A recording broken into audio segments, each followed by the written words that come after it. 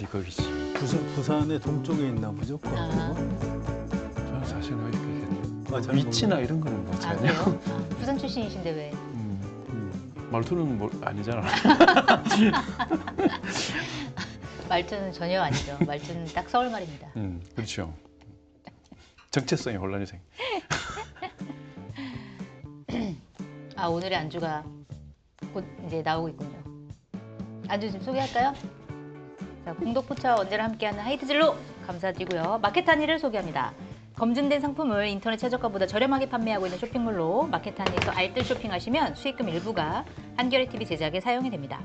강원도 정선은 맛있는 옥수수로 유명한데요.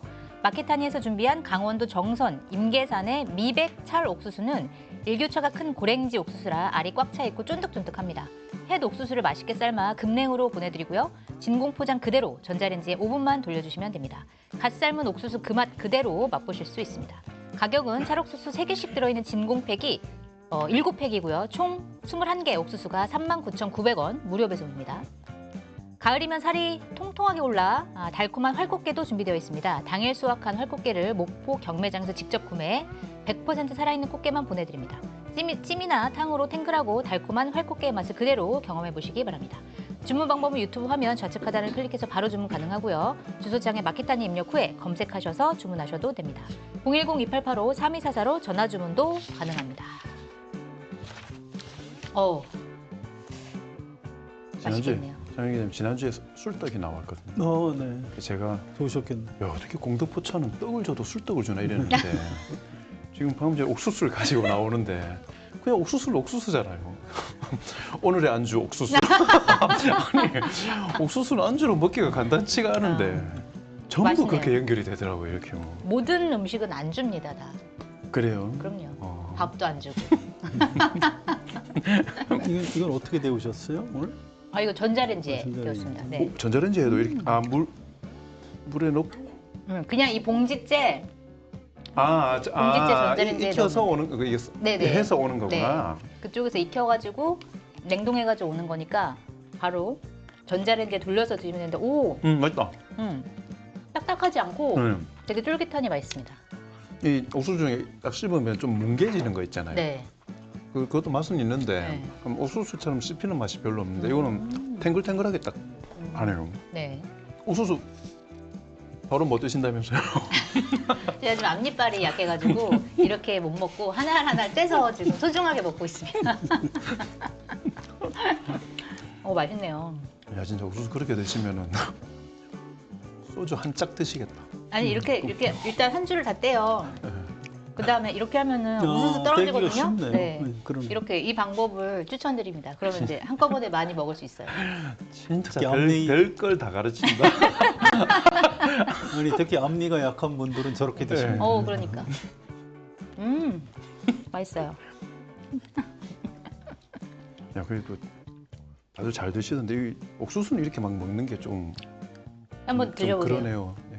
괜찮은지 제가 봐드릴게요. 근데 진짜 탱글탱글해서 잘 진짜 떨어지네요. 맛있어요. 네, 맛있습니다.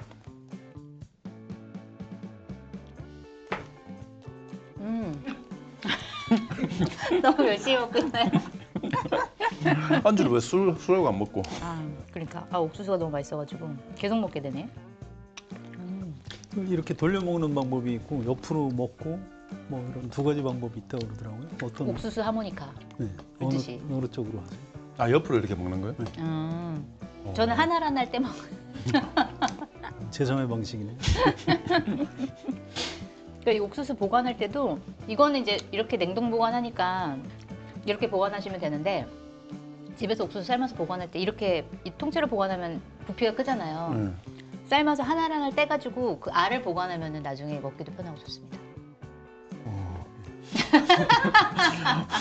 전혀 공감하지 않는. 아니 뗄 때 귀찮겠지.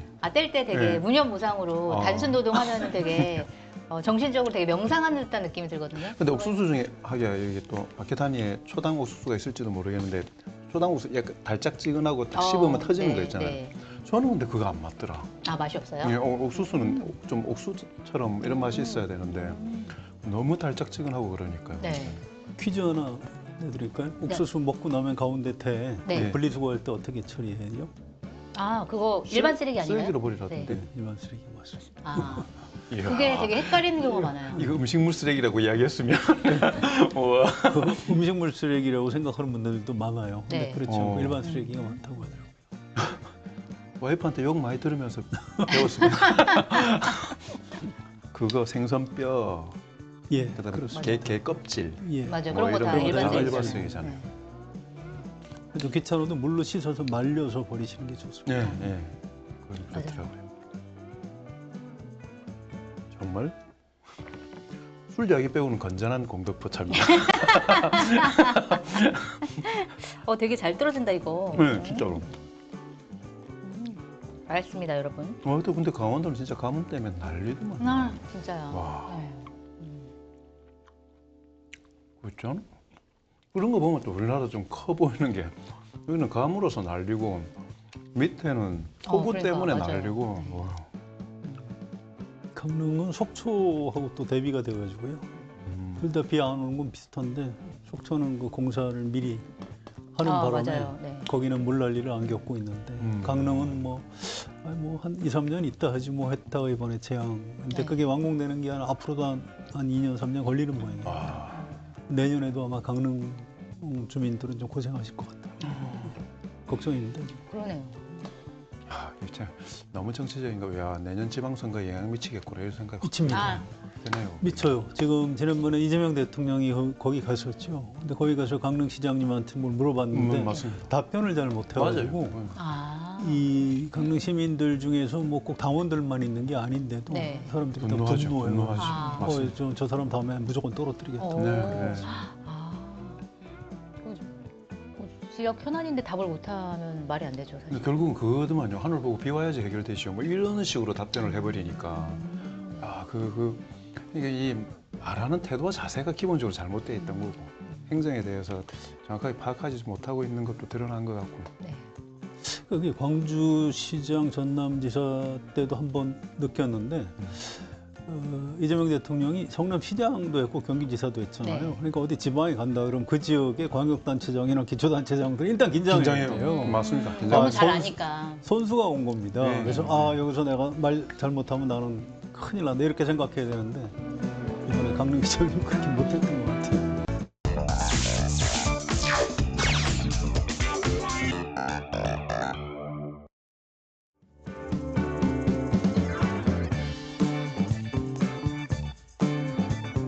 송채경호의 공덕포차 시작하겠습니다.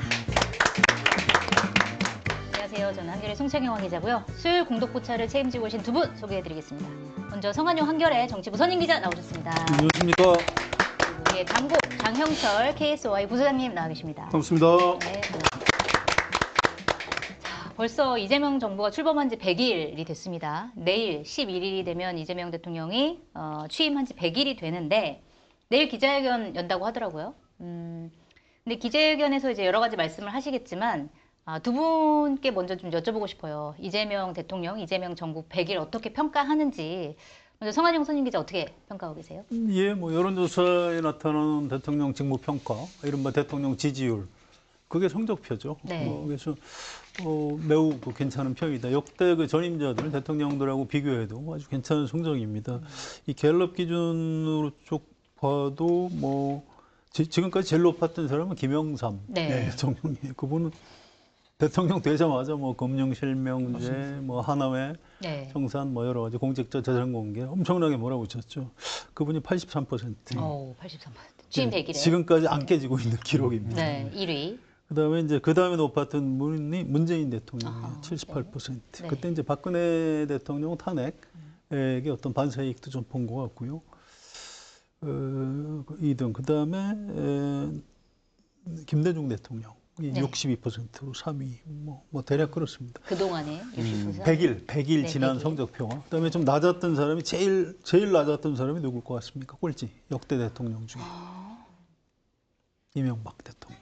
그렇군요. 미국산 쇠고기. 네.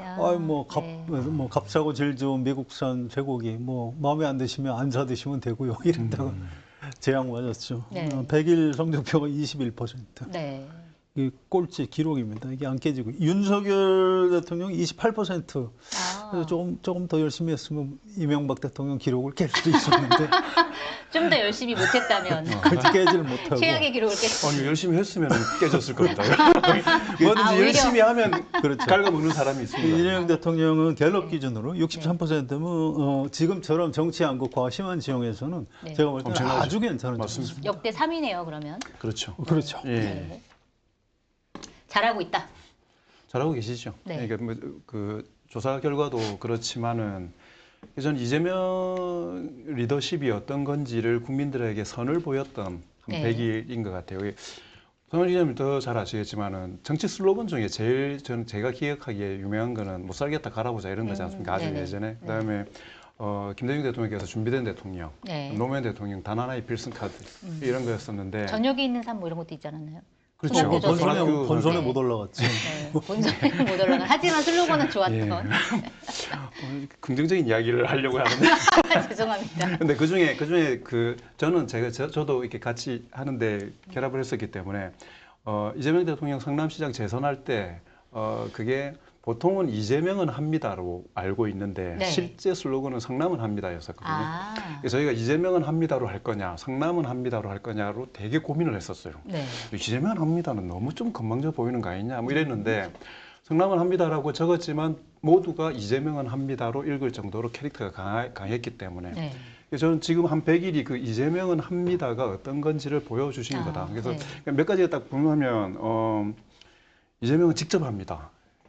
직접 주요 합니다. 의제를 직접 챙기는 네. 스타일을 회의 공간에서는 이렇게 보여주고 그리고 직접 잘 알고 있다라는 걸 보여주면서 신뢰를 쌓는 기간이었던 네. 것 같고요. 국무회의 생중계하면서 특히 그런 것들이 그렇죠. 많이 드러났죠. 그 다음에는 끝까지 합니다. 네. 산재 이 문제 그냥 안 끝날 거거든요. 계속 얘기하더라고요. 모든 사람들에게 국민들에게 뭘 하나를 딱 잡았을 경우에 그냥 간단하게 끝내지 않는구나라는 신뢰를 준 것 같습니다. 네. 그다음에 또 하나는 현장에서 합니다라는 거지 않습니까? 그래서 타운홀 가고 현장 네. 가고 뭐 지역하고. 생기면 그쪽으로 바로 달려가시는 이게 이재명 국정의 리더십이라는 거를 충분히 보여줬기 때문에 되게 어려운 상황, 외부적으로도 어렵고 내부적으로도 역대 그 어느 상대보다도 좀 표현이 그렇지만 극악한 야당이 네. 있는 상황에서도 이 정도 유지할 수 있었던 건 이걸 좀 보여줄 수 있었던 건데 단 저는 그래서 과제, 뭐 뒤에도 과제 이야기가 나오겠지만 지금은 이재명은 합니다이지만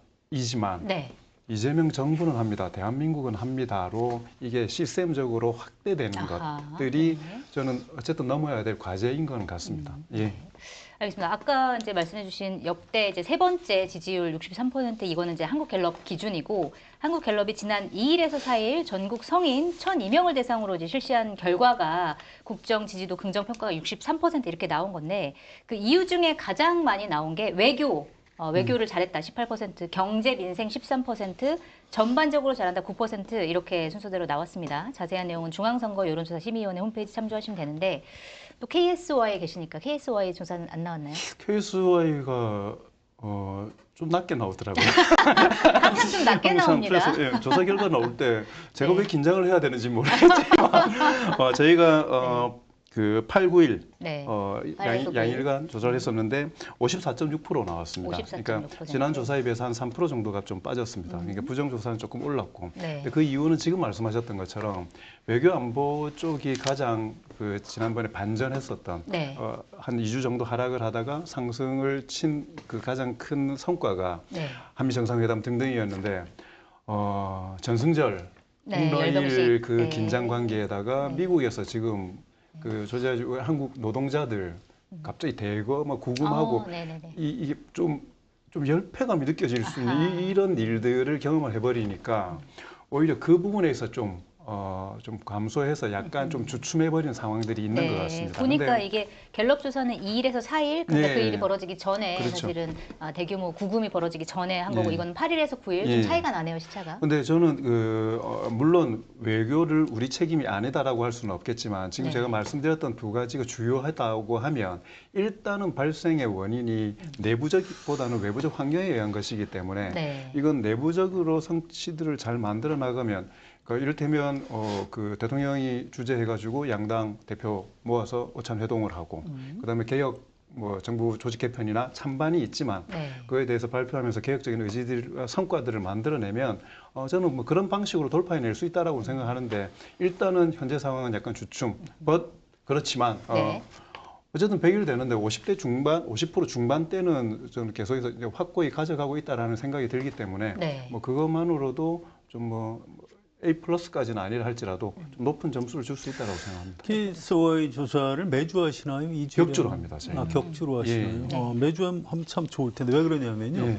이게 지금 일시적으로 주춤세 그럴 수 있는데 이게 한 2, 3주 봐야 되거든요. 예, 예, 이게 예. 아직 이제 오차범위 안쪽이죠. 맞습니다. 그래서 다음 주에 나오는 거하고 좀 비교를 했으면 좋겠는데 KSOI 거는 2주 뒤 거하고 비교를 해봐야 돼요. 예. 네. 네. 그런데 오늘 오전에 나온 거죠? 그렇죠. 네. 예, 이 여론조사 읽을 때 이를테면 대통령 지지율이 뭐 지난주보다 뭐 몇 프로포인트 빠졌다. 그 자체를 갖고 분석하는 것보다는 네. 이 흐름이 한 2, 3주가 계속 빠졌다 맞습니다. 그러면 이건 좀 문제가 있는 예. 거다. 이렇게 읽는 게 맞고요. 올라갈 때도 1% 올랐다 그러면 뭐 아싸 뭐 그렇게 읽으면 안 되고요. 한 가지만 더 말씀드리면 공교롭게도 오늘 저희한테 의뢰를 해서 그 PK 지역의 조사 결과가 발표가 오늘 7시, 8시 이렇게 발표가 됐는데 네. 거기 보면은 부산 MBC에서 네. 했던 걸로 보면 국정 지지가 이것도 8일, 9일 양일간 조사를 했습니다. 네. 긍정평가가 52.8에 부정평가가 41.4입니다. 오, 그러니까 네. 이게 부산 쪽이 그렇게 나왔다라는 네. 거는 의미가 있는 거고 울산 MBC에서도 했었는데 울산은 긍정이 48.9, 부정이 45.0입니다. 경남 50.0에 41.3입니다. 그러니까 네. 전체적으로 네. 불경이 다 앞서. 그래서 혹시나 이게 튀는 게 아니냐 하지만 부산일보에서도 저희가 또 네. 한번 했었는데 네. 이거는 7일, 8일, 일요일, 월요일이었습니다. 네.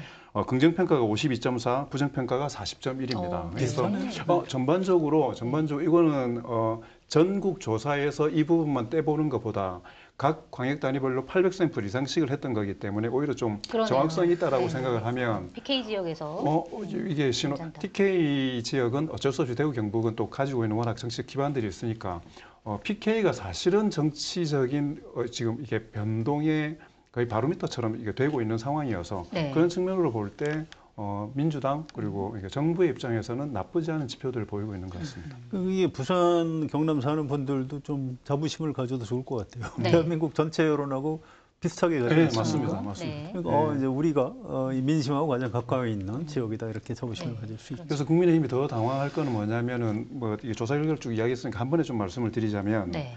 그러니까 뭐 후보들은 지금 너무 선명하지 않으니까 네. 자, 어느 당 후보가 내년 지방선거에서 이길 것 같으냐 이걸 딱 물어봤을 때 부산시장 선거에서 네. 부산시장 선거에서 더불어민주당 후보가 42.7, 국민의힘 후보가 42.6 나왔습니다. 오, 그러니까 와. 뭐 거의 붙어 있는 거죠. 네. 그러니까 이게 이기고 지고의 유의미함은 그렇게 없지만 오차범위 내니까 어차피. 그럼에도 불구하고 둘이 붙어버린 거지 않습니까? 네. 거의. 그다음에 울산하고 경남은 다소 좀 벌어집니다. 그러니까 더불어민주당은 38.2 울산입니다. 국민의힘은 44.8. 뭐 그럼에도 불구하고 네. 그다음에 경남은 더불어민주당 39.4, 국민의힘은 44.2.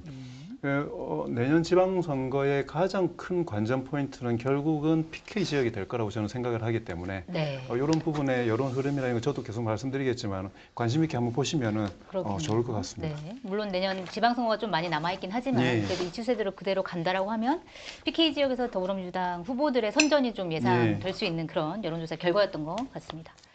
자, 그리고 이재명 대통령이 이제 당선인 된 이후로 사실은 지금 양당은 굉장히 쪼개져 있습니다. 탄핵 정국 거치면서. 그런데 이재명 대통령은 굉장히 이제 통합을 강조를 하고 있고 엊그제 이제 여야 대표를 만나서 회동을 할 때도 뭐 악수를 권하기도 하고 통합을 굉장히 이제 강조하는 모습을 보였는데 이 통합을 위한 움직임은 좀 어떻게 평가하고 계세요?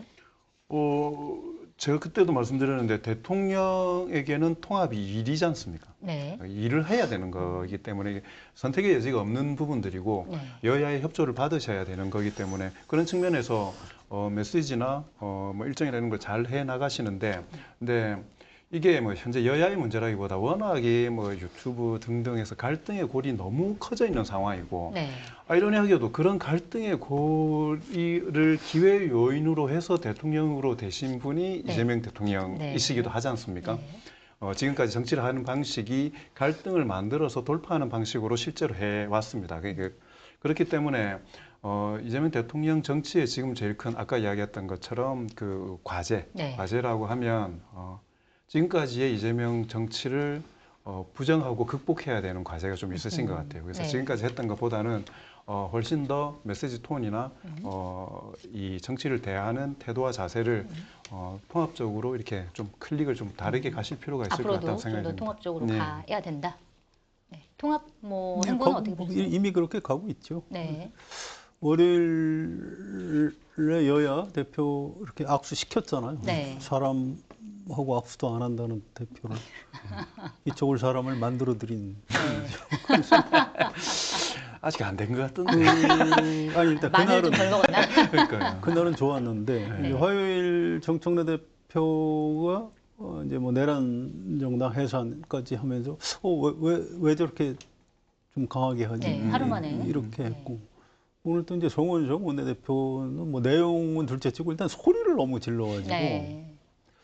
그래서 이게 뭐지? 근데 이제 내일 또 이재명 대통령이 100일 기자회견을 할 거 아닙니까? 네. 그럼 또 다시 국민 통합 얘기를 할 거예요. 네. 그래서 이게 이재명 대통령 인기를 올려주기 위한 여야 대표들이 일부러 좀 연출을 하는 건가 싶을 정도로 대통령의 통합 메시지를 이렇게 좀 띄워주기 위해서, 띄워주기 위해서. 비교해주기 네. 위해서. 그게 그런 의심이 들 정도로 좀 네. 뭔가 좀 엇박자가 좀 있어요. 그냥 그런 건 좀 걱정인데 어쨌든 이 국정의 최종 책임자 우리나라에서 가장 중요한 정치인은 대통령입니다. 그래서 월요일 아주 굉장히 잘 했고요. 네. 또 내일 기자회견도 그렇게 잘 할 것이다 이렇게 예상합니다. 네. 자, 그리고 통합 얘기했는데 이제 소통 얘기도 좀 해봐야 될 것 같은데 이제 이재명 대통령 소통을 굉장히 중요하게 생각을 하고 국무회의 생중계도 어떻게 보면 국민과의 소통 차원이었던 것 같고 기자회견도 벌써 이제 100일인데 두 번째 기자회견을 하는 거잖아요. 이 소통의 추진 방향 뭐 이런 것들은 좀 어떻게 생각하세요? 예, 뭐 대체로 뭐 걱정했던 것보다는 뭐 괜찮은 것 같고요. 하나 이제 아직 확인이 안 되는 게 있어요. 이를테면 좀 이렇게 좋아하는 유튜브 방송을 너무 많이 보는 것 같다 이런 걱정하는 시각이 있습니다. 그런데 사실 그러면 안 되거든요. 그래서 소통을 굉장히 다각도로 해야 돼요. 현장에 가서 뭐 간담회도 하고 뭐 이런 것도 좋지만 또 국무회의 공개하는 것도 좋죠. 그런데 이제 비공개 회의에서 굉장히 깊이 있는 그런 토론을 해야 될 필요도 있는 겁니다. 그런데 그게 물론 이제 이재명 스타일은 아닐 수는 있어요. 그런데 이 대통령의 역할을 생각하면 지금 이제 뭐 이재명 대통령만 좀 너무 스타로 부각이 되는 좀 이제 걱정이 되는 겁니다. 저 같은 경우는 이게 전체를 오케스트라의 지휘자처럼 이렇게 부려먹고 총리도 좀 돋보이게 하고 장관들도 돋보이게 하고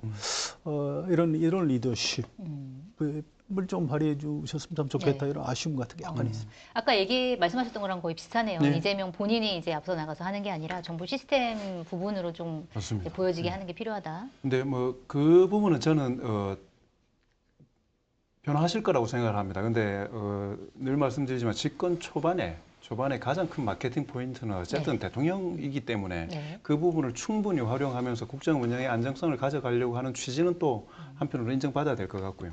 근데 소통이라는 측면을 보면 잘하고 계시죠. 넘치도록 하고 계시죠. 그리고 가장 잘하는 방식을 하고 계시죠.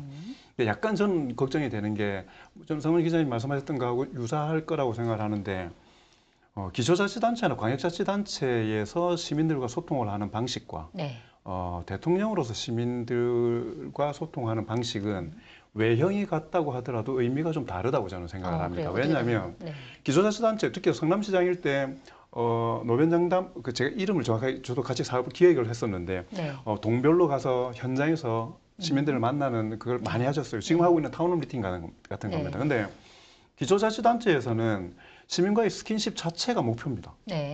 그리고 그 시민들에게 현장에서 그 시민들의 이야기 들었을 때 해결할 수 있는 민원들도 많아요. 근데 이게 국가적 차원까지 가버리면 국민들과의 스킨십이 대단히 중요하지만 그건 대단히 상징적인 행위인 거고 스킨십을 통해 가지고 실제적으로 해결한다라고 생각을 하면 안 된다고 생각하거든요. 그러니까 그건 아까도 말씀드렸던 것처럼 소통을 한다라는 이런 의지를 보여주는 상징적 행위이되 실제적으로는 되게 추상화되고 상징화된 구체적인 정책과 네. 큰 로드맵과 대한민국을 운영하는 통찰을 가지고 사실 네. 운영을 하셔야 되는 그렇죠. 부분들이어서 지역별 하나를 일일이 디테일하게 다 챙길 수는 없으니까. 그리고 현장에서 바로 그 자리에서 해결하지 못하는 일들이 너무 많기 때문에 네. 나중에 확인했을 때 이게 약간의 다른 변동 사항이 생길 위험 요인들도 많습니다. 그래서 저는 상징적으로 이런 부분들을 진행하는 게 좋다고 생각하고요. 근데 예를 들어서 타운홀 미팅이라는 형식, 그 다음에 국무회의 공개라고 하는 그 형식, 네. 이게 목표가 되지 않았으면 좋겠습니다. 예. 네. 필요할 때 쓰는 카드인 거지. 네. 카드라는 표현을 필요할 때 쓸 수 있는 전술적으로 선택할 수 있는 것이지, 그걸 예전처럼 그걸 목적화해가지고 거기에서 모든 걸 해소하려고 하면 좀 안 맞을 수 있을 겁니다. 굉장히 예. 중요한 말씀이라고 생각해요. 네. 이게 오랫동안 해결이 안 되는 국가 단위의 문제는 굉장히 구조적인 이유가 있는 겁니다. 네. 그게 기초단체장하고 굉장히 다른 거예요. 그래서 대통령 앞에서 누가 이게 사실은 말이죠. 근본적으로 이런 문제가 있고요. 이렇게 보고를 할 수가 없는 거거든요. 공무원들이. 그래서 그거는 이 중재를 잘하는 정치인 출신 네. 국정 책임자들을 시켜서 이게 왜 이 문제가 해결이 안 되는지 진짜 원인이 뭔지 좀 충분히 고민을 해서 좀 해법까지 저한테 갖다 주십시오. 이렇게 해야 되는 겁니다. 네. 그런데 아마 그렇게 할 거라고 봐요. 왜냐하면 이재명 대통령이 정당 대표를 했고 또 국회의원을 뭐 짧게 했지만 어쨌든 2번이나 했습니다. 그래서 국회의원 하기 전에 이재명 대통령하고 좀 달라요. 민주당 의원들 얘기를 들어보면 처음에는 아니 국회의원들은 왜 사고방식이 이러냐고 좀 투덜투덜했는데 이제 거기에 이제 이 적응력이 워낙 빠르니까 네. 국회의원도 하고 상임위도 들어가서 해보고 또 당대표를 하다 보니까 아 국회의원들이 그래서 이렇게 느렸군요. 뭐 핵심은 아니다구나. 근데 국회의원들이 그렇게 느릿느릿한 데는 굉장히 중요한 이유가 있거든요. 그래서 네. 이제 국정을 이끌어갈 때도 아까 장관이 말씀하신 대로 그런 좀 깊이 있는 통찰, 성찰 네. 뭐 이런 것들. 저는 한미 정상회담 해주셨으면 준비할 때 네. 준비 과정에서 대통령은 뭘 하고 있는지에 대한 많은 사람들이 좀 준비 제대로 하고 있는 거냐 이런 의문들이 있었음에도 불구하고 네. 어떤 리액션을 하지 않고 결과로 딱 보여주셨지 않습니까? 네. 뭐 이가 흔들릴 정도 그 정도로 준비하는 과정을 보안을 유지한다 하더라도 결과적으로 국민들은 결과나 나중에 보면 그 진정성을 이해하기 때문에 그런 좀 이제 톤앤 매너를 대통령에 맞게 딱 가져가시는 게 중요할 것 같아요. 네. 예. 알겠습니다. 뭐 딱 이재명 대통령에게 이거 하나만 앞으로 국정 운영을 하면서 이거 하나만 좀 기억해달라 한마디씩 짧게 여쭤보겠습니다. 글쎄 이제 최근에 인사수석을 새로 임명했더라고요. 저는 네. 잘했다고 생각합니다. 예, 정권은 결국 인사고요. 인사 그동안 이제 약간 감점 요인이 인사에서 좀 네. 있었어요. 그래서 이제 인사혁신처장에 대해서 제가 뭐 비판적인 칼럼도 쓰고 또 제가 비판했더니 누군 또 저를 비판하고 그렇게 됐습니다만 뭐 괜찮아요. 뭐 그런 건 괜찮고 그런데 어쨌든 정권을 100일만 잡는 게 아니거든요. 5년 맞아요. 동안 끌어가야 됩니다. 그래서 이거는 이재명 대통령 개인의 성실성, 뭐 이빨이 흔들려가면서 열심히 한다고 되는 문제가 아니에요. 이 시스템을 갖춰서 해야 되는데 그러려면 역시 인사가 제일 중요합니다. 인사가. 그래서 앞으로 이게 지속 가능해야 되거든요. 지금 물론 장관을 잘하면 5년도 시킬 수 있겠습니다만 2기, 3기 내가 또 꾸려야 되잖아요. 네. 그래서 미리미리 대비해야 되고 그러려면 지금 인사에 관한 시스템 구축이 가장 중요하다. 이렇게 생각합니다. 네. 인사가 가장 중요하다. 반복되는 이야기인데 성남시장 일때 언론에서 질문을 받거나 이럴 때 지금 대통령께서 하셨던 이야기 그겁니다. 왜 그렇게 설치냐, 왜 그렇게 튀냐 네. 이렇게 물으니까 네. 성남시장이 왜 정치적인 발언을 그렇게 많이 하고 하냐. 네. 그런 질문이 많이 나왔네요. 나왔죠. 그리고 되게 물론 아주 의미 있게 답변을 하지만 약간 가볍게 비유를 이야기하면서 했던 게 네. 성남시장은 벼룩이다. 뛰어야 보이지. 네. 내가 코끼리가 되면 벼룩처럼 뛰겠냐. 이 이야기를 하셨습니다. 저는 되게 설득력 있다고 생각이 들었어요. 특히나 그때는 박근혜 정부 하에서 가만히 있으면 그냥 아무 정치적 존재감이 없이 네. 이 정치적인 반박을 할 수 없는 상황이었거든요. 지금 대한민국에서 가장 큰 코끼리가 됐거든요. 네, 그렇죠. 예, 그렇기 네. 때문에 물론 저는 국민들의 위무를 위해서 코끼리도 벼룩처럼 한 번씩 뛸 수 있다고 생각해요. 근데 네. 실질적으로 국민들이 원하는 거는 그런 어른으로서 대한민국의 이끌어내는 최고의 리더로서의 기대감들이 있기 때문에 뭐 저는 잘하실 거라고 생각하지만 그런 부분들 점점 예전에 이재명을 극복해 나가고 벼룩처럼 뛰지 말아라. 큰일 났네. 그래서 뭐 잘할 거라고 생각하니까요. 그래서 지금도 대통령 격에 맞게 하고 계시기 때문에 네. 그런 부분들이 좀 계속 좀 잘 제일 중요할 것 지켜나갔으면 좋겠다. 같습니다. 예. 알겠습니다. 자, 이번에는 국회로 한번 가보도록 하겠습니다. 어제 민주당의 정청래 대표가 교섭단체 대표 연설을 했고, 오늘은 이제 송원석 국민의힘 원내대표가 교섭단체 대표 연설을 했는데, 그 전날 바로 월요일에 이제 대통령과 같이 만나가지고 악수를 막 웃으면서 하다가, 이제 서로 국회에 와서는 서로 이제 공격을 하는 그런 상황이었던 것 같아요. 일단 오늘 송원석 원내대표 발언부터 좀 살펴보면, 이렇게 얘기를 했습니다. 겉으로는 협치를 외치면서 야당 파괴에 골몰하는 표리부동, 양두구육의 국정운영은 그만 멈춰야 된다. 이렇게 얘기를 했고, 이재명 정부 100일에 대해서는 혼용무도다. 이 말뜻은 어리석고 무능한 군주가 세상을 어지럽힌다. 이렇게 얘기를 했습니다. 자, 송원석 대표의 이 원내대표 교섭단체 발언 어떻게 보셨어요? 왜 어려운 말을 꼭 많이 하나씩 쓰는- 집어넣더라고요. 이 메시지 쓰는 사람들 고생했을 겁니다 아마. 네, 찾아내느라고. 근데 정치적으로 보면 왜 정청래 대표가 그렇게 세게 쳤냐 네. 이해가 안 된다. 뭐 전날 네, 있었던. 정청래 대표여서 어제 되게 부드럽게 했으면 네. 오늘 그러면 야당 교섭단체 대표는 그걸 받아서 부드럽게 했을 거냐? 그렇지 그렇지 않습니다. 않았겠죠. 네. 이미 정책 입장은 이미 정해져 있기 때문에 오히려 그렇게 돼버리면 어떻게 되냐면 뒤통수 맞았다, 뺨 맞았다고 나오게 될 겁니다. 네. 아마 야당에 의해서 이게 국제 회의장에서는 양복 입는 거고요. 네. 체육대회 하러 가면 추리닝 입는 겁니다. 그래서 이게 공간과 장소가 달라지면 메시지의 톤앤 매너는 달라질 수밖에 없고 실제로 네. 또 그다음 지지자들을 보고 해야 되는 이야기들이 있으니까요. 둘 다 할 이야기를 한 거라고 저는 생각을 하고요. 정청래 대표가 예. 사과 없이는 협치도 없다. 위헌 정당 해산 심판 대상이 될 수 있다. 이렇게 경고한 것도 네. 이제 자기네들의 지지층을 위해서 할 말을 다 한 거다. 네. 이렇게 평가를 하신 거네요. 네, 어떻게 보고 계세요? 저는 그 말 안 했으면 더 좋았을 텐데 그런 생각이 들어요. 정당 해산 심판이요. 정청래 대표의 네. 발언.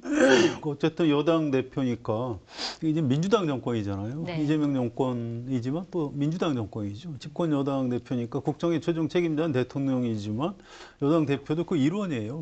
굉장히 중요합니다. 당정 협의를 계속 하잖아요. 네. 그래서 월요일 기조를 좀 그냥 이어갔으면 좋겠다 이런 생각이었는데 네. 그렇게 해서 차라리 다 하는 게 낫습니다. 월요일날 이렇게 협치하자 했는데 화요일날 야당에서 아까 장관님 얘기대로 뒤통수를 친다. 네. 그 원래 여당은 뒤통수를 맞는 거예요. 저 그랬으면 좋겠다 이런 아쉬움이 있고요. 네. 저도 이제 제 판단이 옳은지 자신이 없어서 민주당 의원들 한 두 분한테 물어봤어요. 그랬더니 조금 더 톤을 좀 조절했으면 좋았을 텐데 아쉬움이 있다 이렇게 네. 생각을 했는데 결과적으로 이제 송원석 원내대표가 오늘 막 소리를 지르는 바람에 전 내용은 뭐 별로 센 것 같지도 않은데 네. 내용 뭐 네. 단어 자체는 좀 그렇게 세지 거의 뭐 않았던 것 같습니다. 웅변대회 나가는 연사처럼 막 이 연사는 뭐 이런 식으로 막 하고 그리고 재밌는 게 혼용무도 네. 이런 말을 썼더라고요. 네. 이게 2015년 교수신문 사자성어입니다. 그해 사자성어 하나 그해 꼽는 사자성어 그거. 2015년이 언제냐면 박근혜 정부 때예요. 어허.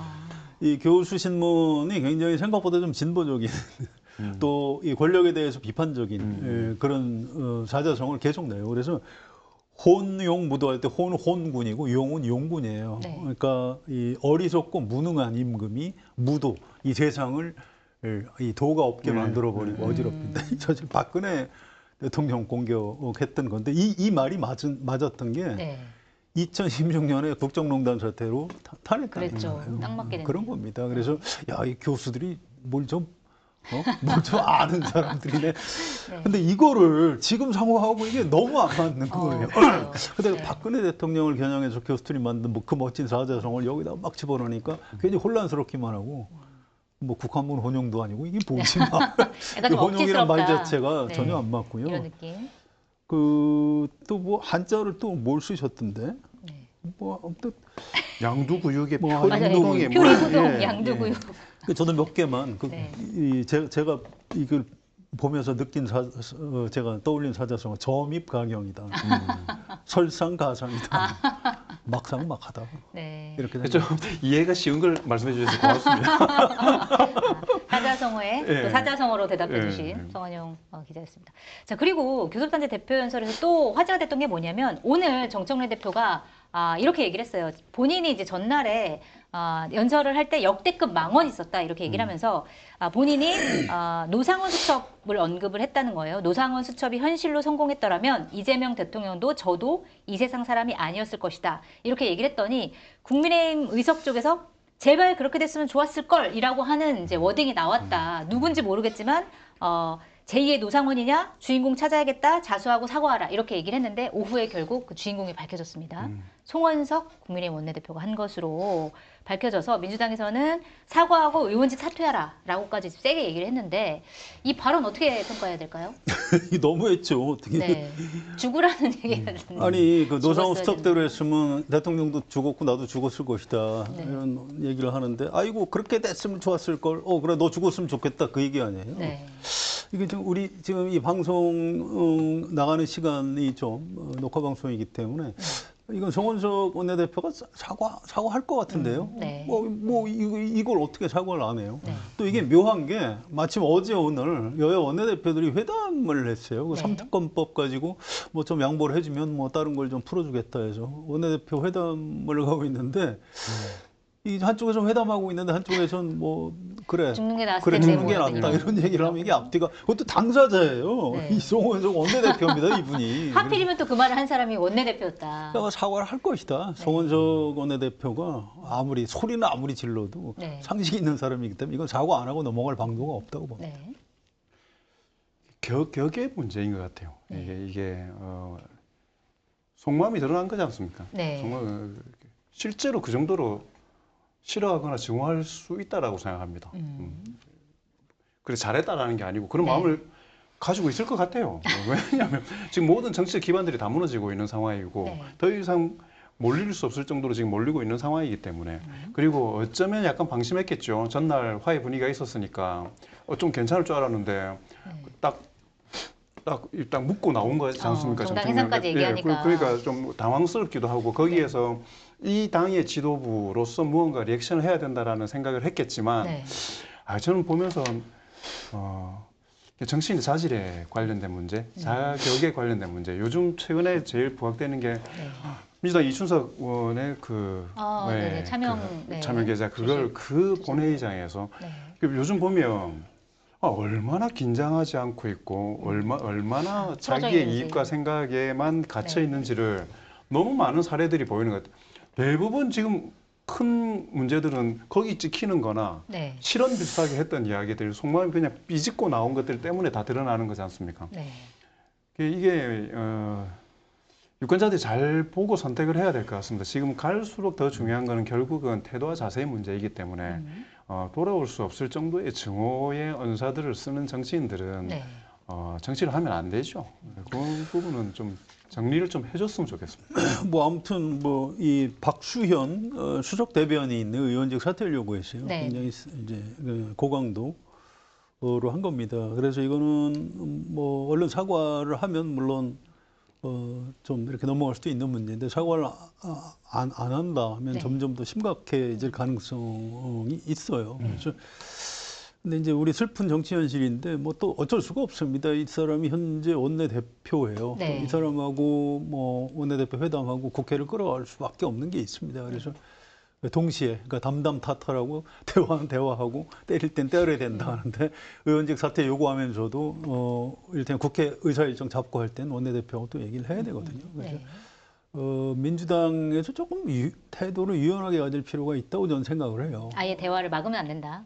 그렇다고 해서. 그렇습니다. 네. 이제 이게 약간 미묘한 지점인데 제가 최근에 여론조사 이렇게 보면서 약간 눈에 띄는 지점이 이재명 대통령 지지율은 한 2, 3주가 계속 조금씩 상승세인데 네. 민주당 지지율은 뭐 오차범위 이내긴 하지만 조금씩 조금씩 떨어져요. 그런 흐름이 있군요. 그래서 이게 대통령하고 여당 지지도가 이게 따로 가는 네. 굉장히 좀 특이한 장면을 좀 보고 이게 민주당 사람들한테 물어봤더니 그럴 수가 있다. 있다고 그래요. 네. 그러니까 실제로 지역구에서 들리는 여론도 그런 부분이 좀 있다고 합니다. 네, 예. 당이 너무 많이 앞서간다 뭐 이런. 그러니까 당이 너무 세게 나간다. 세게 나간다. 그러니까 네. 정청래 대표가 악수 안 한 거가 생각보다 좀 약간 부담이 있었다고 하고요. 네. 물론 이제 월요일에 악수를 했기 때문에 좀 많이 좀 풀어지긴 했다고 그러는데 또 이제 뭐 내란 화요일에 정당 다시? 해산하고 또 이제 뭐 정원석 원내대표가 막 극언을 하고 이렇게 되면서 이제 분위기가 좀 안 좋아지는 건데 이렇게 되면 결과적으로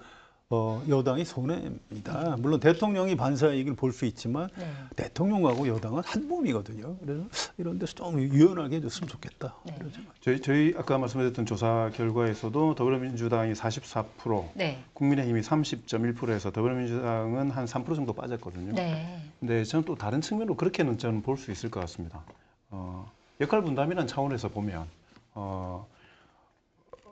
대통령의 정치적인 지향이나 방향도 사실은 저는 뭐 검찰 개혁이나 이런 부분에 있어 가지고 이견이 있다고 자꾸 이야기하는데 저는 이견 없다고 생각하거든요. 아 그래요? 네. 이따가 얘기할 텐데. 대통령은 명확하다고 생각하는데 그래서 그때 저는 정청래 대표와 박찬대 당시 후보였을 네. 때 정청래 대표가 되는 게 이재명 정부를 위해서도 좋다고 생각했던 이유가 뭐냐면 개혁 과제를 밀고 나가야 되는데 네. 거기에 따른 반발의 위협 요인을 자칫하면 정부가 그대로 받아 안아야 되는 상황이었을 수 있습니다. 네. 예를 들어서 어쨌든 특성상으로 봤을 때 정청래 대표가 박찬대 대표가 됐을 경우에 비해서 독립적인 성격들이 있다라고 많은 사람들이 가지고 있지 않습니까? 그렇기 완충의 역할을 해주는 거군요. 저는 그렇다고 생각해요. 네.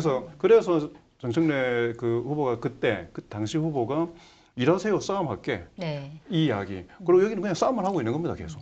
그렇지 않습니까? 물론 그러면서 해결되는 부분들도 있고 아닌 부분들도 있고. 근데 당청이 좀 문제가 있다, 삐거덕 이렇게 돼버리니까 대통령 지지율이 유지가 되는 거예요. 네.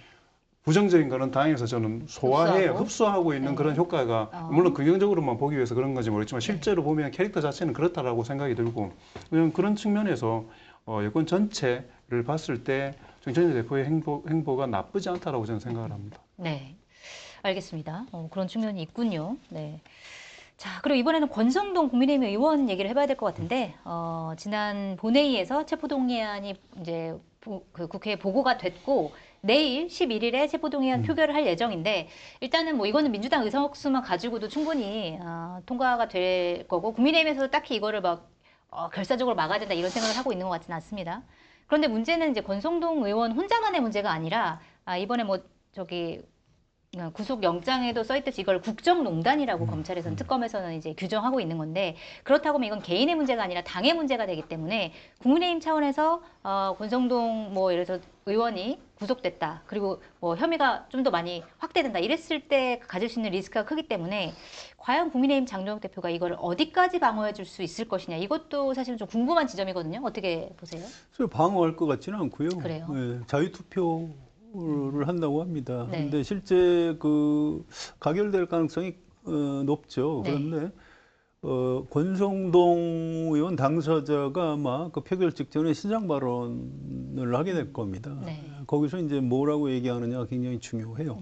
역대 체포동의안 때 보면 항상 그랬습니다. 네. 그래서 이거를 신상 발언을 안 할 수도 있어요. 이 권성동 의원이 성격이 좀 독특하기 때문에 저는 그 불체포 특권 포기하겠다고 했기 때문에 안 하겠습니다. 그럴 수도 있습니다만. 네.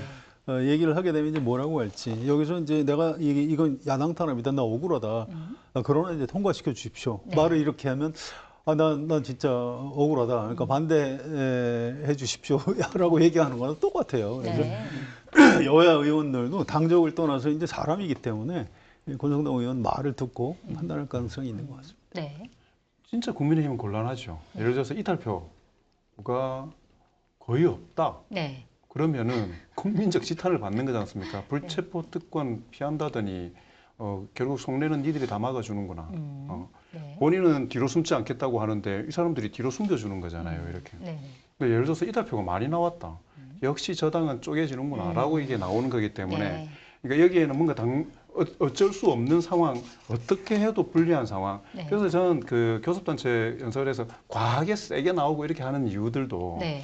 최소한 어쨌든 이 부분에 있어 가지고는 결집하고 저쪽하고 그 갈등을 하면서 이탈하지 못하게 하려고 하는 그런 취지는 있었다고 생각해요. 근데 네. 직접적으로 이야기하지 못하지 않습니까? 왜냐하면 너무 선명하거든요.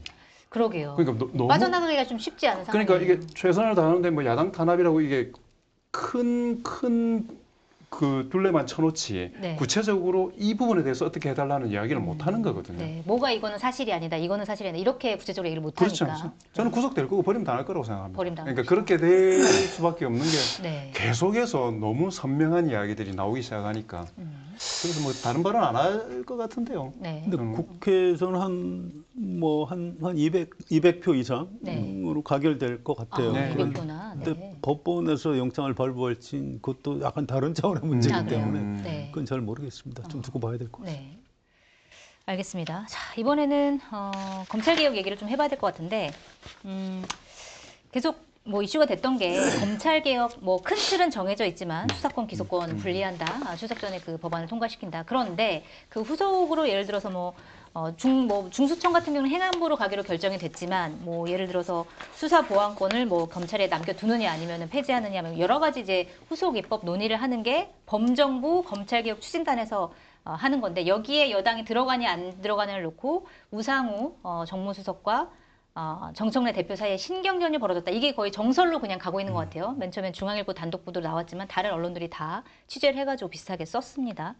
자, 그런데 이게 그러면은 대통령이 가진 뜻과 정당이 가진 여당이 가진 뜻이 달라서 앞으로도 계속 부딪히면서 갈 것이냐 이게 하나의 예고편이냐 이런 뭐 어떻게 분석을 하는지 다양한 분석이 나오는데 어떻게 분석하고 계세요? 근데 두 번인가 큰 결정적으로 당과 뭐 이 대통령실이나 네. 이제 정부하고 의견이 다를 거다. 속도 있어서도 차이가 있고 네. 아까 이야기했던 것처럼 어디에 그걸 둘 거냐에 대해서도 차이가 있다라는 게 했었지만 큰 무리 없이 그냥 가거든요. 네. 근데 지금 돌이켜 생각해 보면 검찰 개혁 관련해서는 가장 강경한 입장들이 관철되는 방식으로 가고 있습니다 지금. 네. 네, 그래서 저는 뭐 우상호 수석의 뭐 생각을 제가 감히 읽을 수는 없지만 뭐 본인의 의중도 좀 담겨 있을 거고 네. 어디나 그렇지 않습니까?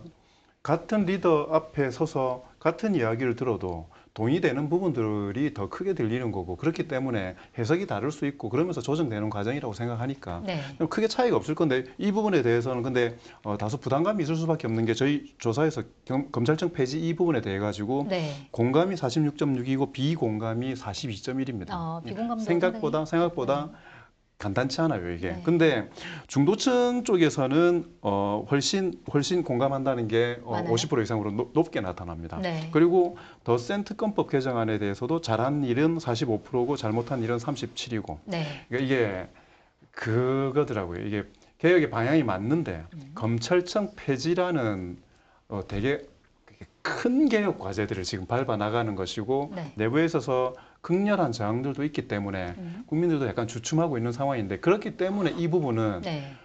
말하자면 눈동자 흔들리면 안 되는 일입니다. 이건 그냥 딱 가야지 네. 흔들리는 순간에 틈이 생겨버리기 때문에 일단은 저는 뭐 어찌됐건 세게 나가는 게 대통령의 의지도 포함되는 거라고 생각을 합니다. 세게 나가는 게 의지다. 네. 그렇게 보시는군요. 네. 근데 이제 대통령으로서는 국민 피해가 없도록 잘 살펴라 이렇게 말씀하시는 게 맞아요. 네. 또 정성호 법무부 장관이 말씀하신 것도 이제 그런 대목입니다. 이게 검찰 개혁도 중요하지만 결국 국민이 피해를 보는 거는 곤란하지 않느냐. 그러니까 뭐든지 다 열어놓고 검토를 해봐야 된다 이런 네. 거고요. 또 김민석 국무총리도 이제 정부에서 태스크포스를 만들어서 이렇게 하는데 모든 걸 다 뭐 이른바 보안 수사권이라고 네. 하죠. 그것도 다 포함해서 지금부터 이제 검토를 하겠다. 네. 이런 거죠. 이제 시행 시기가 1년이 있기 때문에 1년을 채울 필요는 없는 거고 네. 8개월에서 10개월 안에 끝내야 될 겁니다. 그래야 이제 1년 뒤에 시행을 제대로 할 수 있는 거죠. 그런데 처음에 중앙일보 보도가 맥락은 맞는데 좀 튀었던 것 같아요. 네. 뭐 이렇게까지 심각한 상황은 아니었다고 하고요. 아니 근데 워딩까지도 굉장히 구체적으로 나와가지고. 일단 그 네. 따옴표가 우상호 수석이 한 따옴표 워딩이 아니라고 해요. 아니래요? 네, 아. 그런 취지의 우려를 한 건 맞다고 하고요. 네. 그리고 이제 우상호 수석한테 기자들이 취재를 많이 했어요. 그래서 이제 본인도 해명을 많이 했는데 아무튼 뭐 우상호 수석이 걱정하는 지점, 뭐 당연히 이재명 대통령도 걱정하는 지점이죠. 우상호 수석이 이재명 대통령의 참모예요. 네. 그래서 그런 우려를 전달하는 건 맞고. 다만 정청래 대표가 이제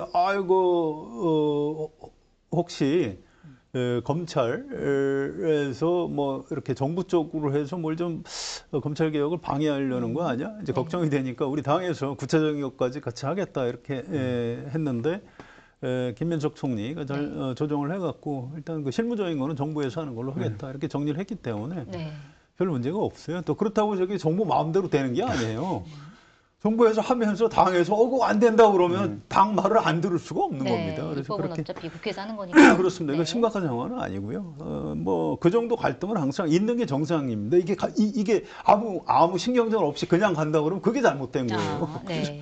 별로 걱정 안 하시면 네, 됩니다. 당연한 절차다. 그렇습니다. 두 분들 이렇게 말씀해 주셨는데, 그러니까 사실 검찰 개혁에 대해서는 굉장히 많은 논의들이 지금 나오고 있는데, 중수청을 뭐 행안부 산하로 둘 것이냐, 법무부 산하로 둘 것이냐, 일단 그 부분은 행안부 산하로 두는 걸로 이제 정리가 된 거고, 아까 말씀하신 보안 수사권 같은 경우에는 아직까지 논의가 좀 많은 것 같아요. 두 분은 검찰 개혁 관련해 가지고 보안 수사권을 검찰에 두는 게 맞다, 틀리다 어떻게 보고 계세요? 보안 수사 요구권만 줘야죠. 요구권만 줘야 된다. 네, 보안 수사권을 직접은 수사할 수 없도록 보안 수사를 할 수 보안 없도록. 수사권을 주면 그 경찰에서 수상 결과를 어차피 검찰에서 다시 보안 수사를 할 텐데 네. 그거를 문제를 제기한 범죄 피해자나 범죄자나 그 경찰에서 제대로 수사를 받으려고 하겠어요? 안 받죠. 네. 그럼 그 수사기소 분리하는 취지 자체가 퇴색돼요. 그래서 네. 보안 수사 요구권 정도. 네. 이런 건 내가 이제 기소해서 재판을 하려면 이 부분은 비어 있으니 이 부분은 수사기관에서 좀 더 추가 수사를 보안 수사를 해라 이렇게 지시할 수 있는 권한 정도는 주는 게 맞겠죠. 그래야 네. 공소유지를 공소청 검사가 할 수 있으니까. 네. 그래서 아마 그 언저리에서 결론이 날 걸로 예상이 됩니다. 근데 이제 그거에 대해서 반대하는 사람이 얘기하는 거는 이제 보안 수사 요구권을 주면 검찰에서 요구를 하더라도 경찰이 그럼 안 해버리면 그만이다. 그거에 대해서 뭔가 대안이 있어야 되는 거 아니냐 뭐 이런 얘기를 하는데 그거는 대안은 줘야죠. 대안은 또 만들어야죠. 그럴 된다. 경우에 검찰의 보안 수사 요구를 우리 속된 표현으로 경찰이나 수사기관에서 개무시할 수 없는 여러 가지 장치를 정교하게 만들어야 됩니다. 그래서 시간이 필요한 거고 그 이제 형사소송법 이런 데도 굉장히 자세하게 담아야 되거든요. 이 전문가들한테 좀 맡겨 놓는 게 옳다고 봅니다. 네. 그 어떤 제도든지 그 빛의 영역이 있고 어둠의 영역이 있는 거지 않습니까? 이게 바꾼다 이 말은 가장 근본적으로 바꿔야 되는 이유, 네. 바꾸는 데 대해서 국민들이 동의하는 이유에 충실하게 일단 가야 된다라고 생각을 해요. 지금 제일 큰 문제는 뭐냐면 국민들의 불편, 저는 제가 생각할 때는 대통령이 생각하는 국민들의 제일 큰 불편은 뭐냐면 검찰 때문에 나라가 망할 뻔했다라는 거예요.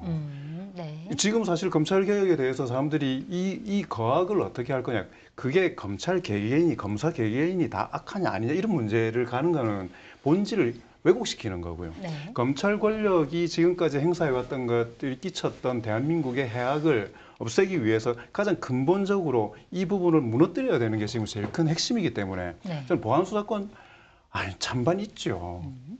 일단 그 권한들을 뺏는 방식으로 해서 그 다음에 디테일한 부분들을 찾아야지 이걸 자꾸 애초에 시작되었던 동기를 넘어선 다른 디테일한 것들 때문에 흔들리기 시작하면 네. 아무것도 못하는 거죠.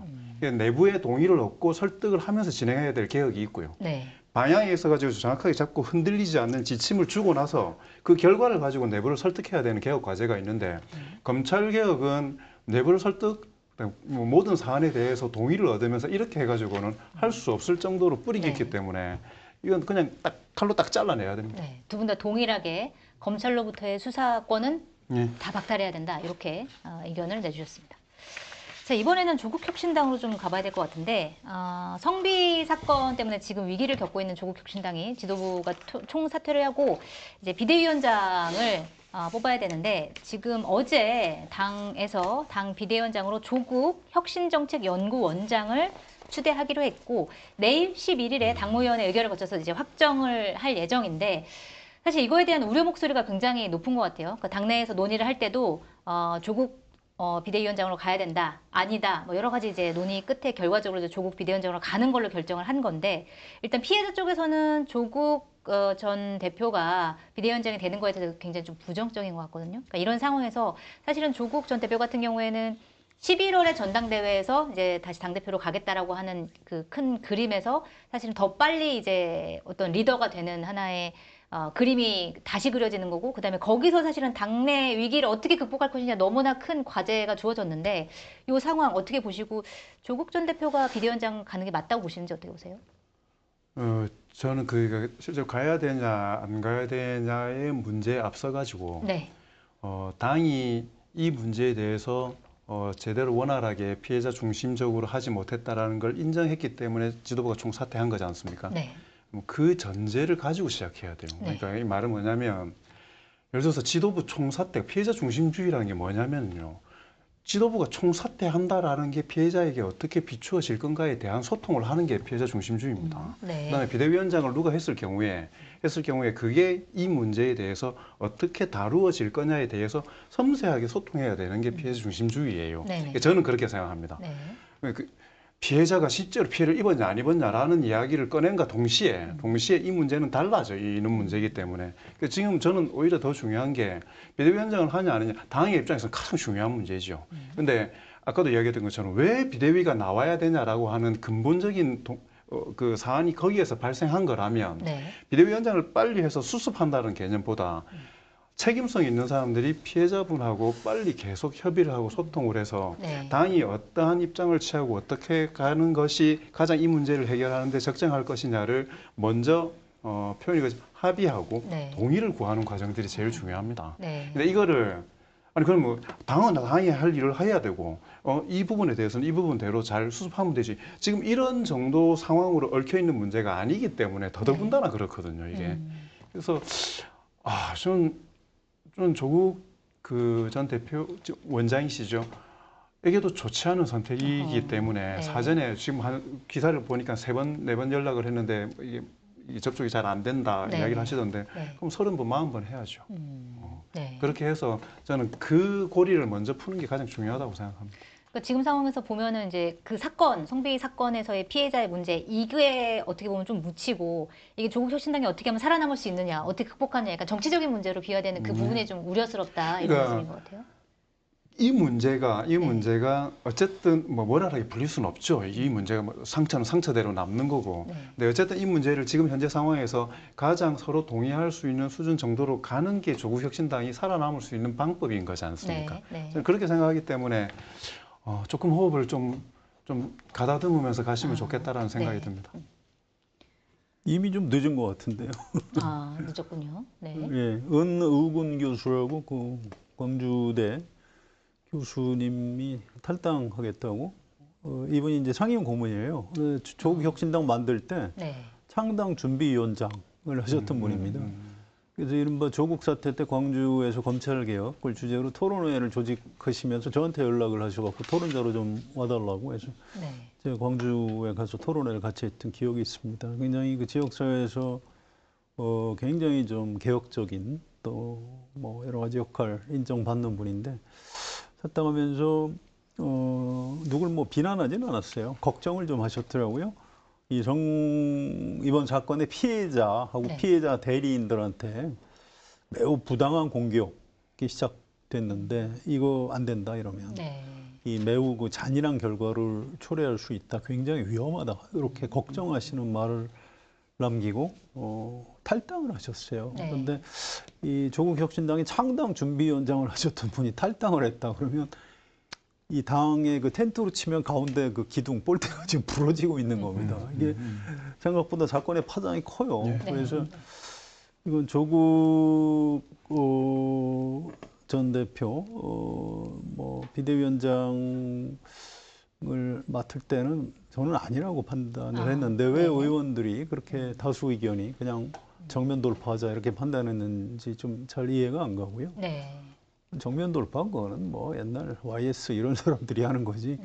지금 이 사안 자체에 대해서 아직도 좀 인식이 좀 안이한 측면이 있다. 네. 차라리 이럴 때는 이제 외부에서 특히 이제 이번 사건에 대해서 문제 제기를 하는 분들 중에 당 고문님도 계시거든요. 네. 그런 분한테 차라리 비대위원장을 좀 맡아서 그러면 철저하게 좀 해주십시오. 네. 네. 이렇게 하는 게 더 낫지 않았을까? 아니면 뭐 관리형 비대위원장이라든가 하고 지금 조국 원장이 비대위원장을 맡을 때는 아닌 것 같은데 네. 뭐 이미 결론이 내려졌기 때문에 어쩔 수가 없고요. 네. 거기에 대한 책임은 온전히 다 조국 원장하고 그 당 의원들이 져야 될 걸로 생각합니다. 네. 알겠습니다. 이것도 좀 궁금한데 어쨌든 피해자 쪽에서는 조국 원장에 대한 이제 책임론을 얘기를 했던 거잖아요. 그리고 그 책임론이 나왔을 때 조국 원장이 했던 반응들, 메시지들이 있어 그거에 대한 또 비판이 나오고 있는데 좀 그 메시지는 좀 적절했다고 보세요? 어떻게 보세요? 뭐 부적절하죠. 네. 근데 걱정입니다. 별로 이 사건에 대해서 길게 얘기하고 싶지가 않고 좀 답답한 마음이 있고 네. 그래요. 이제 그 전에 안희정 지사하고 이제 박원순 시장, 오거돈 부산시장 이분들 사건이 있을 때 이 좀 민주당 또는 이른바 진보 진영 안에서도 굉장히 논쟁이 강하게 벌어졌거든요. 네. 심지어 우리 한겨레 신문 기자들 사이에서도 논쟁이 벌어졌는데 제가 그때 약간 놀란 게요. 이게 어떤 성 관련한 이런 사건에서 이게 남녀 간, 젠더 간 갈등이 더 큰지 알았더니 그렇지가 않더라고요. 세대 간 차이가 네. 훨씬 커요. 네. 그래서 그랬었죠. 이 한 5, 60대 여성들이 오히려 아니 뭐 박원순 시장이 뭐 그렇게 죽을 죄를 졌냐 이렇게 얘기를 하고 네. 한 우리 저 한겨레 편집국의 한 30대 남성 기자들이 막 그걸 보고 분노하는 걸 네. 제가 현장에서 목격을 했었습니다. 그래서 저도 좀 반성을 많이 했어요. 나도 이 세대의 격차에서 오는 이 감수성 부족을 과연 내가 어떻게 메꿀 수 있을 것인가 막 걱정을 많이 했는데 이거 생각보다 쉽지가 않아요. 이건 지금 어떤 문화의 문제도 있기 때문에 네. 이거 무조건 나이가 좀 스스로 많다고 생각하시는 분들은 생각을 바꾸셔야 돼요. 지금 이게 굉장히 큰 문제입니다. 네. 그걸 인정을 해야 돼요. 그래서 아까 저한테 질문하신 거에 대한 답도 제가 그렇게 할 수밖에 네. 없습니다. 저는 조국혁신당이 정치적 무기에 대한 책임을 좀 져야 된다고 느끼셔야 된다고 생각하는데 지난 8월 31일에서 9월 1일 네. 이틀간 광주 전남 쪽 조사를 저희가 한번 했었는데 네네. 조국혁신당과 민주당의 합당에 관련해서 질문을 했었습니다. 그러니까 광주 같은 경우에 지방선거 전에 합당했으면 좋겠다가 40.2%가 나왔어요. 네. 근데 합당 불필요하다가 30.9% 나왔습니다. 네. 그리고 다음 총선 전에 하자가 15.8%입니다. 그 네. 말은 뭐냐면 지방선거 이후에 하자는 게 46.7%인 겁니다. 그 말은 네. 지방선거에서 적어도 광주에서는 경쟁 구도, 그다음에 기대감 이것들을 보이고 있는 거거든요. 네. 그래서 이게 이것 때문에 이걸 놓쳐서는 안 된다라는 조급함을 가져서 될 문제가 아니라 네. 이 정도 중요하게 기대감을 갖고 있기 때문에 조금의 실수도 없이 바른 길을 잘 가야 된다라는 중압감을 사실은 느껴야 되는 거라고 생각을 합니다. 근데 네네. 제가 뭐 부분적으로 인용되는 거 전국 조사에서 지금 광주 전남 거를 제가 말씀을 안 드린 이유가 너무나 미묘한 문제이기 때문에 이건 적어도 그래도 한 800샘플 정도 되는 거니까 제가 이게 말씀을 드리는 거고 네. 이런 조사를 당에서라도 돌려보고 저희도 한번 해보겠지만 그런 추이들을 좀 보면서 이번 건들이 얼마나 많은 지지하시는 분들에게 실망을 안겨주고 있는 것인지에 대해서 좀 뼈저리게 느끼시는 게 중요할 거라고 생각합니다. 네. 알겠습니다. 마케타니 소개하고 마지막 이슈 가도록 하겠습니다. 검증된 상품을 인터넷 최저가보다 저렴하게 판매하고 있는 마케타니 쇼핑몰에서 강원도 정선 임계산의 알이 꽉 찬 쫀득쫀득한 미백 찰옥수수를 준비했습니다. 진공 포장 그대로 전자레인지에 5분만 돌려주시면 갓 삶은 옥수수 그 맛 그대로 맛보실 수 있습니다. 찰옥수수 3개씩 들어있는 진공팩이 7팩, 총 21개 옥수수가 39,900원 무료 배송입니다. 가을이면 살이 통통하게 차올라 달콤한 활꽃게도 준비되어 있습니다. 당일 수확한 활꽃게를 목포 경매장에서 직접 구매해 100% 살아있는 꽃게만 보내드립니다. 주문 방법은 유튜브 화면 좌측 하단을 클릭하시거나 포털에서 마케타니를 검색하셔서 주문하시면 됩니다. 우리 마지막 이슈는 이진숙 방송통신위원장 얘기로 한번 가보도록 하겠습니다. 와, 감정선이 우와 분노하다 약간 안타깝다가 다시 분노를 다시 분노 모드 장착하시고요. 분노로 끝. 자, 방통위가 정부의 이제 조직 개편안에 따르면 방송미디어통신위원회로 바뀝니다. 신설이 되는 건데 방통위가 폐지되기 때문에 정무직인 방통위원장은 사실상 임기 종료로 해임되는 거나 마찬가지다. 이런 상황인데 이진숙 위원장은 굉장히 반발하고 있습니다. 사퇴 의사 없고 이 개편안은 이진숙 축출법이고 법안이 통과되면 법의 판단을 받을 것이다. 소송까지 불사하겠다라고 하는 건데 자, 이 사건으로 여러 가지 이제 논란이 빚어지는 것 같아요. 그러니까 공직자의 임기가 보장되어 있는데 이거를 임기를 중간에 이렇게 해임시키는 게 맞느냐부터 시작해가지고 그런데 이진숙이라는 위원장이라는 그 인물에 대한 평가 따로 있는 것이고 이런 여러 가지 복잡한 게 얽혀 있는데 일단 기본적으로 이 이진숙 위원장 임기 문제는 어떻게 좀 해결해야 된다고 보세요? 이게 굉장히 사실은 오래됐죠. 네. 이 문제가 방송통신위원회 위원을 그 당시에 야당이 민주당 추천 몫으로 최민희 그 당시 의원이 아니었죠. 최민희 네. 전 의원을 추천을 했는데 윤석열 대통령이 임명을 안 했어요. 네. 그러면서 막 배에 꼬이기 시작해서 이제 여기까지 온 거고. 그래서 이거는 뭐 예를 들어서 윤석열 정부의 100% 책임이 있다 제가 말씀을 그렇게 드리고 싶지는 않아요. 어쨌든 여야 간의 정치가 실종이 되면서 합의를 못한 겁니다. 그래서 사실상 지금 방송통신위원회가 멈춰 있는 거죠. 그래서 이거는 방송통신미디어위원회인가요? 새로 만드는 기구가 네. 방송미디어통신위원회. 네, 방송 미디어 통신위원회. 이거 뭐 이진숙 위원장을 쫓아내기 위해서 법을 만드는 거다. 저는 그렇게 생각하지 않고요. 네. 이 어차피 방송통신위원회 좀 기구 개편을 해야 돼요. 조정을 해야 됩니다. 그래서 법을 정비를 해야 되고 이건 입법부 고유 권한이에요. 네. 거기에 따라서 당연히 조직이 없어지고 새로 만들면 그전에 없어지는 조직에 있던 사람은 그만두는 게 맞습니다. 뭐 본인 억울하다고 주장을 하는데 그럼 소송 내시면 되고요. 네. 그다음에 그 전에 그 탄핵 소추됐는데 헌법재판소 가서 이겼잖아요. 네. 그리고 다시 돌아왔잖아요. 네. 그건 헌법소원도 내시면 돼요. 그래서 그 결과에 따라서면 됩니다. 이거 뭐 굉장히 이렇게 뭐 시니컬하게. 아니 그 목소리 높일 일이 전혀 아니에요. 예. 네. 법대로 하면 된다. 그렇습니다. 이게 유사한 경우들이 많은데 임기 보장, 독립성 유지도 반드시 지켜야 될 가치지요. 네. 근데 아까 얘기했던 것처럼 이 사람이 진짜 적합하냐. 그다음에 대한민국 전체를 움직이는 데 있어 가지고 대한민국 호에 이 사람이 승선해 있는 것이 국민들을 위해서 유의미하냐 아니냐에 대한 여러 가지 가치 중에 하나를 선택해야 되는 문제이기 때문에 네. 저는 뭐 위원회가 바뀌면 당연히 정리돼야 된다라고 생각을 하는 거고요. 근데 저는 이 부분에 대해서 기자회견할 때 이진숙 위원장이 했던 이야기, 네. 대구시장 선거 관련돼서 딱 물었을 때 네. 지금까지는 임기를 채운다는 생각만 했고 다른 생각은 하지 않았다. 네. 지금부터 생각하겠구나. 지금까지는의 방점이 그래서 저는 있군요. 이제부터 하는 모든 헌법 소원이나 이 네. 부분에 대한 저항은 정치적인 행위이고 본인의 이제 또 다른 변신을 위한 수단으로 쓰일 것이기 때문에 보수의 전사로 거듭나기 위한 그렇죠. 수단이다. 그래서 저는 이제 사실 그렇거든요. 국무회의 이런 데 와가지고 이 깐죽깐죽 해도 됩니까? 발언권도 없는데 굳이 그러니까 발언을 하고. 이게 얼마나 많은 국민들에게 스트레스를 주는 겁니까? 그럼 물론 박수를 치는 사람들도 있겠지만 이진숙 위원장을 위해서라도 이제는 정당하게 보장되는 정치할 수 있는 국민으로서의 권리를 갖고 네. 세게 한번 붙었으면 좋겠어요. 그래서 본인의 정치적인 역량이나 실력이 어느 정도 되는지를 국민들 앞에서 정확하게 심판받았으면 좋겠습니다. 자꾸 뒤에 숨지 말고. 국민의힘에서 공천 줬으면 좋겠고요. 네. 내년 대구시장 지방선거에 대구시장으로 출마했으면 좋겠고 네. 그래서 대구 시민들이 어떤 선택을 하는지 한번 보고 싶습니다. 야, 그렇게 되면 민주당 쪽에 대구시당 하려고 하는 분들 많이 생기겠네요. 그러게요. 내가 잡겠다. 민주당 대구시장이 나올 수도 있겠다라고 하는 생각이 좀 들기도 합니다.